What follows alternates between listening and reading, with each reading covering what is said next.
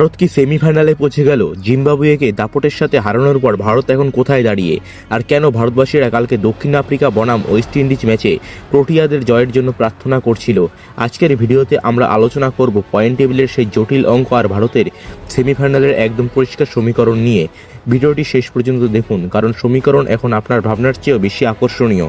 কালকের ম্যাচে team India যে রুদ্রমূর্তি ধারণ করেছিল, নির্ধারিত 20 ওভারে ভারত 256 রান করে।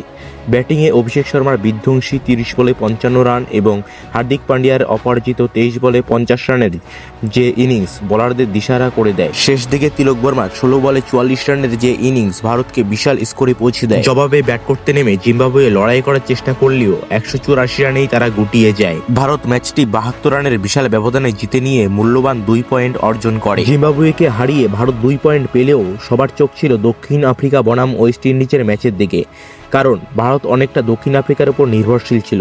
কেন? কারণ ওয়েস্ট ইন্ডিজ হেরে গেলে ভারতের রাস্তা সোজা হয়ে যেত, আর সেটাই হলো।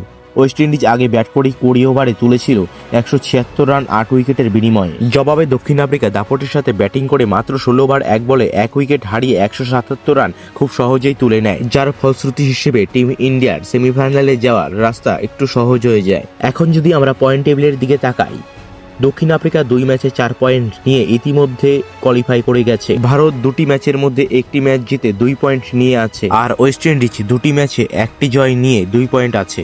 বন্ধুরা, এরপরে আসছে সে মহাযুদ্ধ, ভারতের পরবর্তী ম্যাচ ওয়েস্ট ইন্ডিজের বিরুদ্ধে, যা কার্যত কোয়ার্টার ফাইনাল হতে চলেছে।